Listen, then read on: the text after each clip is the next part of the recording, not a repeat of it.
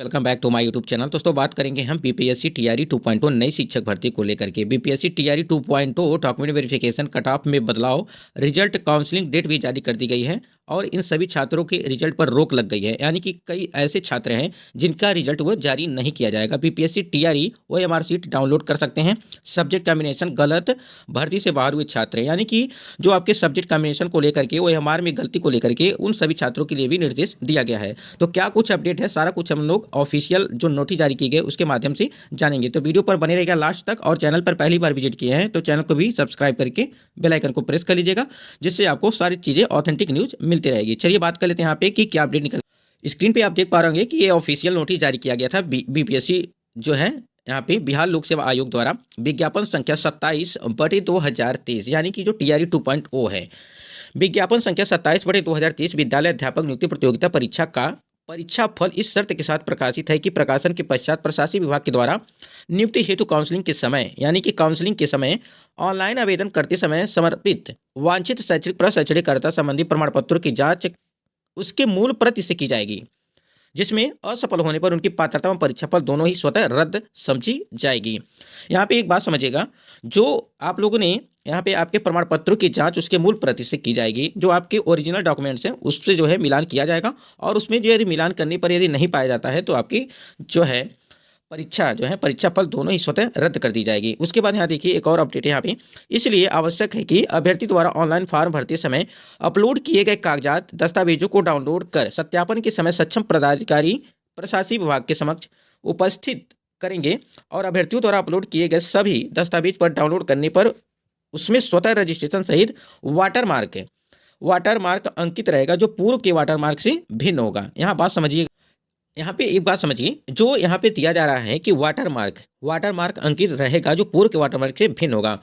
आपका जो जब आप लोगों ने फॉर्म अप्लाई किया था उस टाइम पे आप लोगों ने जो भी डॉक्यूमेंट मतलब कि अपलोड किया था, जैसे high school, inter, graduation, BEd, BTC, CTET, इन सारे डॉक्यूमेंट पर आपको एक वाटरमार्क रहेगा, बीपीएससी का वाटरमार्क रहेगा। पहले किस प्रकार से वाटरमार्क था हम उसको दिखा देते हैं, लेकिन यहाँ पर क्या है, इस बार जो है वाटरमार्क अंकित रहेगा जो पूर्व के वाटरमार्क से भिन्न रहेगा। तो पहले क्या था उसमें पहले जब भर्ती हुई थी, यानी कि टीआरई 1 हुआ था, तो इस प्रकार से आपको वाटरमार्क यहाँ पे बीपीएससी का वाटरमार्क लगा हुआ था, और यही वाटरमार्क यहाँ पे पहले टीआरई 1 में लगा हुआ था। लेकिन इससे जो है इस बार चेंज कर दिया गया है। अब देखिए कि किस प्रकार से आपको दिया जाता है वाटरमार्क, सारे डॉक्यूमेंट में इसी प्रकार से आपका रहेगा। उसके बाद यहाँ देखिए, अतः उक्त परीक्षा से संबंधित सशर्त रूप से सफल अभ्यर्थियों को सूचित किया जाता है कि ऑनलाइन आवेदन करते समय आयोग के पोर्टल पर अपलोड किए गए अपने सभी प्रमाण पत्रों को डाउनलोड कर जिस पर आयोग का वाटर मार्क होगा और प्रशासनिक विभाग के द्वारा आयोजित काउंसलिंग में प्रस्तुत करेंगे। आयोग के वाटर मार्क के बिना कोई भी प्रमाण पत्र मान्य एवं स्वीकार्य नहीं होगा। कोई नया प्रमाण पत्र अपलोड कर पुनः डाउनलोड कर जमा करने की व्यवस्था मात्र संबंधित प्रशासनिक विभाग के अनुशंसा पर ही अभ्यर्थियों को दी जाएगी, अन्यथा नहीं। यानी कि मान लीजिए जैसे ही आप लोगों ने अपलोड किया है, जो भी डॉक्यूमेंट अपलोड किया है उस पर जो है वाटरमार्क रहेगा, और यही वाटरमार्क आपको जो है डॉक्यूमेंट वेरिफिकेशन में दिखाना है वहाँ पे। यदि नहीं रहता है तो आपकी परीक्षाफल जो है रद्द कर दी जाएगी।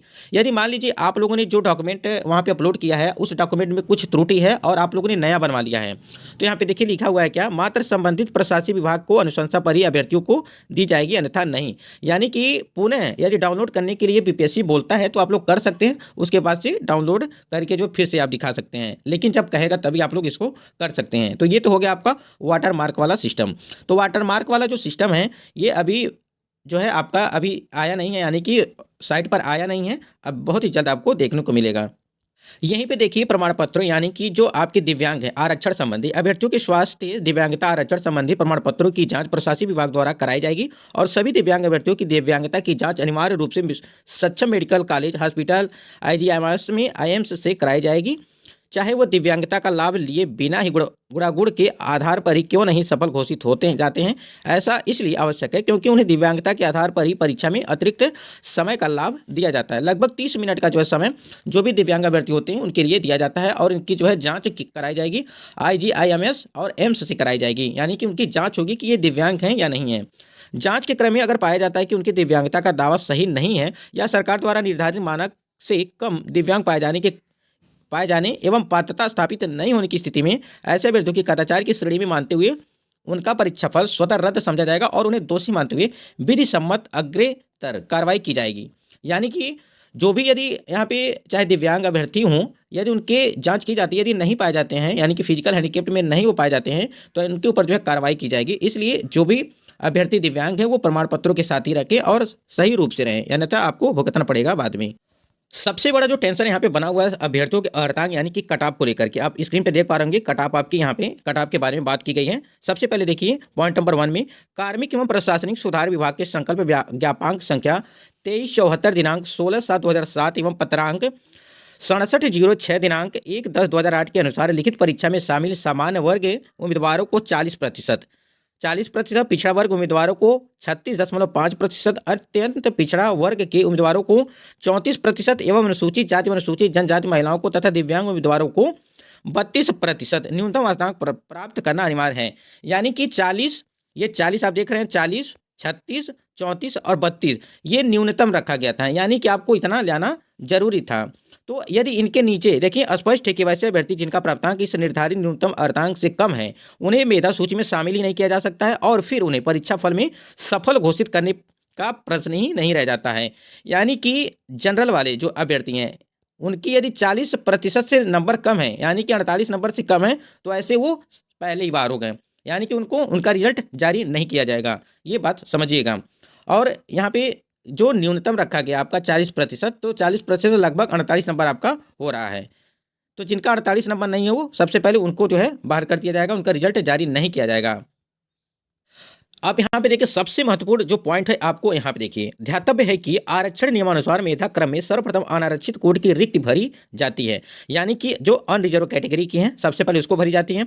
अतः यदि अनारक्षित कोड की रिक्ति अधिक हो और आरक्षित कोड के योग्य अभ्यर्थियों की संख्या कम हो तो संभव है कि आरक्षित कोड के योग्य अभ्यर्थी अनारक्षित कोड की रिक्त के विरुद्ध सफल घोषित हो जाए और ऐसी स्थिति में आरक्षित कोड की रिक्ति खाली रह जाएगी और इस कारण उसमें कट ऑफ नहीं हो सकेगा, अर्थात यानी कि नॉट एप्लीकेबल रहेगा। यहाँ पे बात समझिएगा क्या कह रहा है। देखिए यहाँ पे कहने का मतलब ये है कि जो सबसे पहले आपकी अनरिजर्व कैटेगरी की जो है सीटें फुलफिल होती हैं, यानी कि जो भी अनरिजर्व कैटेगरी के अलावा जो भी आपकी अदर कैटेगरी हैं, जितने भी कैटेगरी हैं, यदि वो अभ्यर्थी अगर ये अभ्यर्थी जो अनरिजर्व कैटेगरी के नीचे वाले जितने भी कैटेगरी हैं यदि वो अभ्यर्थी ज़्यादा नंबर लाते हैं तो आपके ये अनरिजर्व कैटेगरी में वो सम्मिलित हो जाएंगे, यानी कि वो अपनी सीटों से हट करके आपको अनरिजर्व कैटेगरी में वो चले जाएंगे, यानी कि अनरिजर्व कैटेगरी के सीटों को वो फुलफिल करेंगे।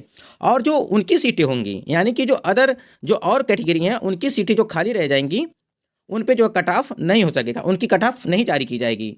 यहाँ पे आप लोग समझ गए होंगे। और उनकी सीट क्या होगी, यह नॉट अप्लीकेबल रहेगा, तो उनकी सीटें जो है वो खाली रह जाएंगी। आशा करती हैं ये चीज़ें आपको समझ गए होंगे कि अनरिजर्व कैटेगरी की सीटों पर यदि और भी अदर कैटेगरी जो भी और अदर कैटेगरी है नीचे वाली, यदि इनका नंबर ज़्यादा आ जाता है तो आपके सीटों पे यानी कि अनरिजर्व कैटेगरी सीटों पे वो चले जाएंगे। इसलिए और उनकी सीटें जो होगी वो उनकी सीटों पर जो है कट ऑफ जारी नहीं की जाएगी। तो इस प्रकार से है। यहाँ पे देखिए नीचे लिखा हुआ है साथ ही अनारक्षित कोड की अंतिम रिक्त यदि आरक्षित कोड के अभ्यर्थी सफल घोषित होते हैं तो उसका प्राप्तांक की कट ऑफ हो जाएगा और यह प्राप्तांक उस आरक्षित कोड के न्यूनतम अर्हतांक को भी हो सकता है जो स्पष्टतः अनारक्षित कोड के न्यूनतम अर्हतांक से कम होगा। यानी कहने का मतलब ये है कि जो अनरिजर्व कैटेगरी के नीचे वाले कैंडिडेट हैं, जो भी अदर कैटेगरी हैं, उसमें से यदि वो अभ्यर्थी यदि अनरिजर्व कैटेगरी के जो सीटें हैं उस पर यदि चल जाता है तो ये जो यहाँ से जो अभ्यर्थी यहाँ से गया है अदर कैटेगरी से, उसकी ही कट ऑफ को जो है जारी किया जाएगा, उसके कट ऑफ के आधार पर जो है आपकी चयन प्रक्रिया होगी। उसके बाद आप स्क्रीन पे देख पा रहे होंगे कि ये जो टाई ब्रेकर का था, यानी कि टाई ब्रेकर के लिए जो मेधा सूची जारी करने की ये इस प्रकार से था कि लिखित परीक्षा व संस्कृत के प्राप्तांक परंतु भाषा के क्वालिफाई होने के कारण इसके प्राप्तांक को छोड़कर अर्थात 120 प्रश्नों के प्राप्तांक के आधार पर आयोग के सफल अभ्यर्थियों को औपबंधिक मेधा सूची तैयार करेगी। उपरोक्त कुल प्राप्तांक समान होने की स्थिति में चयनित विषय के मुख्य खंड भाग 3 यानी कि जो आपका 80 नंबर अर्थात अंतिम 80 प्रश्नों के प्राप्तांक का उपयोग प्रथम टाई ब्रेकर के रूप में किया गया है, परंतु कक्षा 1 से 5 के अध्यापक लिखित परीक्षा के वस्तुनिष्ठ में भाग 3 नहीं रहने के कारण इसके लिए कोई टाई ब्रेकर नहीं रहेगा। तो ये टाई ब्रेकर का हमने पहले भी आपको समझा दिया था, यानी कि टाई होने पर जो है उस प्रकार से जो है आपके इसमें जो है नंबर रखा जाएगा।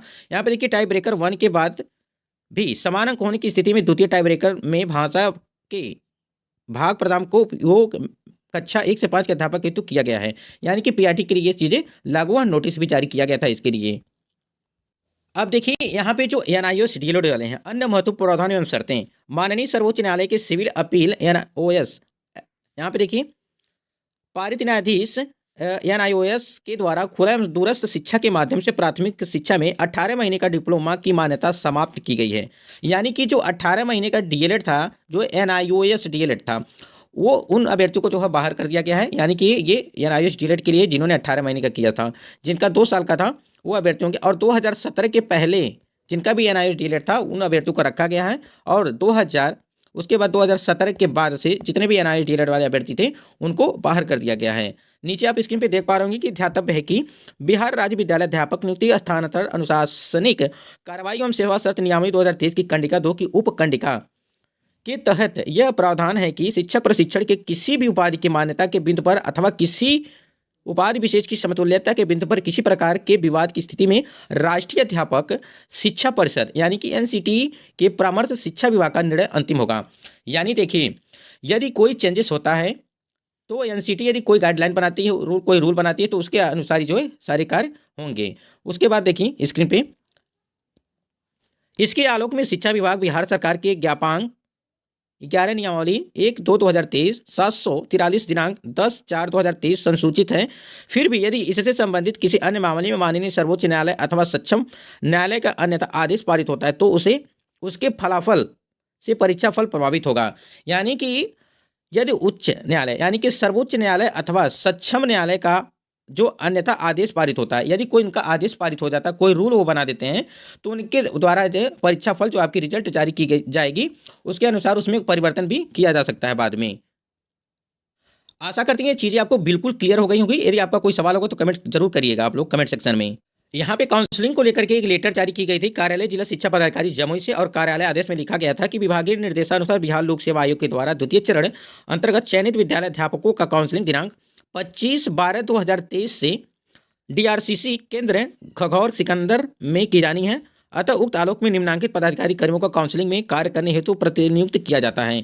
तो ये 25 तारीख, ये लेटर अभी जारी हो रहा है कि 25 तारीख से जो है आपका काउंसलिंग होगा। और ये काउंसलिंग सबसे पहले आपको पता होगा कि ये काउंसलिंग होगा आपका प्रधानाध्यापक का। और पहले तो ये जो PPSC ने डॉक्यूमेंट वेरिफिकेशन को लेकर के सारी जो कट ऑफ को लेकर के सारी अपडेट दे दिया है और ऑफिशियली अपडेट दिया है।